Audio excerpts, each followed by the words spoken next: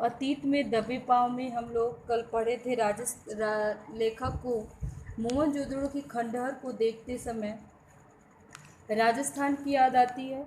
राजस्थान में जैसलमेर के एक गांव कुलधरा की चर्चा भी लेखक करता है कि कुलधरा गांव के खंडहर की याद आती है मोहनजोदड़ो के खंडहर को देखने के बाद। आगे राजस्थान ही नहीं, गुजरात, पंजाब और हरियाणा में भी कुएं, कुंड, गली कूचे, कच्ची पक्की ईंटों के कई घर भी आज वैसे मिलते हैं जैसे हजारों साल पहले हुए।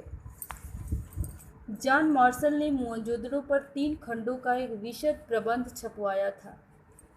उसमें खुदाई में मिली ठोस पहियों वाली मिट्टी की गाड़ी के चित्र के साथ सिंध में पिछली सदी में बढ़ती जा रही ठीक उसी तरह की बैलगाड़ी का भी एक चित्र प्रकाशित है। विशद प्रबंध में तो बहुत बड़ा ग्रंथ छपवाया था जिसमें खुदाई से मिली ठोस पहियों वाली मिट्टी के गाड़ी के चित्र और ठीक उसी तरह की पिछली सदी में मिली बैलगाड़ी का एक चित्र प्रकाशित था। तस्वीर से उन्होंने एक सतत परंपरा का इजहार किया। हालांकि कमानी या आरे वाली पहिए का आविष्कार बहुत पहले हो चुका था। नवपाषाण काल में पहिए का आविष्कार हो चुका था।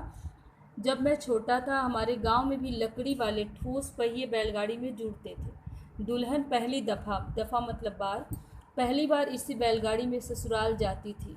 बाद में हमारे यहाँ भी बैलगाड़ी में आरे मतलब तीली वाले पहिए जुड़ने लगे। अब तो उसमें जीप के उतारू पहिए लगते हैं। हवाई जहाज़ के उतारू पहिए बाजार में आने के बाद ऊँट गाड़े का भी आविष्कार हो गया। ऊँट गाड़े मतलब ऊँट से चलने वाली गाड़ियाँ।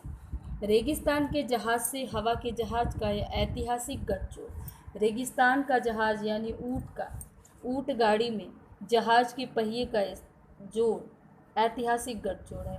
हालांकि कहना मुश्किल है कि दुल्हन की सवारी के रूप में बैलगाड़ी या ऊँटगाड़े का अब वहाँ कभी इस्तेमाल होता होगा। मतलब वो लेखक बोल रहा है कि शायद ही अब बैलगाड़ी का प्रयोग दुल्हन के ले आने के लिए होता होगा, लेकिन लेखक बोल रहा है कि बचपन में मुझे याद है ऐसा होता था। हमारे मेज़बान ने ध्यान दिलाया कि मोहनजोदड़ो का होगा। अजायब घर देखना भी बाकी है। खंडहरों से निकल हम उसी साबूत इमारत में आ गए, लेकिन प्रदर्शित सामान आपको खंडहर से निकल आने का एहसास होने नहीं देता। प्रदर्शित मतलब खंडहर से निकल कर के अजायब घर में आकर के खुदाई के सामान देखने पर लेखक बोल रहा है कि ऐसा आभास नहीं होता कि हम खंडहर से बाहर आ गए हैं, जैसे किसी कस्बाई स्कूल की इमारत हो। कस्बाई मतलब कस्बों का छोटा मोटा स्कूल। सामान भी ज़्यादा नहीं है। अहम चीज़ें कराची, लाहौर, दिल्ली और लंदन में है। अहम चीज़ें मतलब महत्वपूर्ण चीज़ें जो खुदाई से मिली वो कराची, लाहौर, दिल्ली और लंदन में है। यो अकेले मोहनजोदड़ो की खुदाई में निकली पंजीकृत चीज़ों की संख्या 50,000 से ज़्यादा है। पंजीकृत मतलब रजिस्टर्ड। मगर जो मुट्ठी भर चीज़ें यहाँ प्रदर्शित है पहुँची हुई सिंधु सभ्यता की झलक दिखाने को काफ़ी है। अब जो चीज़ें मोहनजोदड़ो के खंडहर में अजायब घर में रखा है उसमें क्या है? काला पड़ गया गेहूँ, तांबे और कांसे के बर्तन, मुहरे, वाद्य मतलब बजाने वाले यंत्र, चाक पर बने विशाल मृद भांड मतलब मिट्टी के बर्तन, उन पर काले भूरे चित्र, चौपड़ की गोटियाँ, दिए, माप तौल पत्थर, तांबे का आईना, मिट्टी की बैलगाड़ी और दूसरे खिलौने, 2 पाटन वाली चक्की, कंघी, मिट्टी के कंगन, रंग बिरंगे पत्थरों के मनके वाले हार और पत्थर के औजार। अजायब घर में तैनात अली नवाज बताता है कुछ सोने के गहने भी यहाँ हुआ करते थे जो चोरी हो गए। एक खास बात यहाँ कोई भी महसूस करेगा, अजायब घर में प्रदर्शित चीज़ों में औजार तो है पर हथियार कोई नहीं है।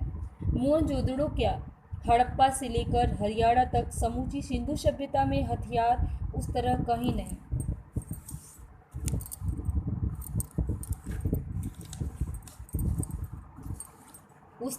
नहीं मिले हैं जैसे किसी राजतंत्र में होते हैं। लेखक बोल रहा है कि हड़प्पा या मोहनजोदड़ो की सभ्यता में सब कुछ मिला है लेकिन शस्त्र नहीं मिले हैं जैसे किसी राजा के राज्य में होता था। इस बात को लेकर विद्वान सिंधु सभ्यता में शासन या सामाजिक प्रबंध के तौर तरीके को समझने की कोशिश कर रहे हैं। वहाँ अनुशासन जरूर था, पर ताकत के बल पर नहीं। वे मानते हैं कोई सैन्य सत्ता शायद यहाँ न रही हो, मगर कोई अनुशासन जरूर था जो नगर योजना, वास्तुशिल्प, मुहर, ठप्पों, पानी या साफ सफाई जैसी सामाजिक व्यवस्थाओं आदि में एक रूपता तक को कायम रखे हुए था। दूसरी बात जो सांस्कृतिक धरातल पर सिंधु घाटी सभ्यता को दूसरी सभ्यताओं से अलग ला खड़ा करती है, वह है प्रभुत्व या दिखावे के तेवर का नदारद होना। नदारद मतलब गायब होना। लेखक बोल रहा है कि सिंधु घाटी सभ्यता में मतलब मोहनजोदड़ो में अस्त्र शस्त्र नहीं मिले हैं। इसका अनुमान लगाया जाता है कि वहाँ पे सामाजिक प्रबंध था और जिसमें अनुशासन ताकत के बल पर नहीं, लोगों के आवश्यकता के अनुसार था। और यही सिंधु घाटी सभ्यता को दूसरी सभ्यताओं से अलग दिखाता है।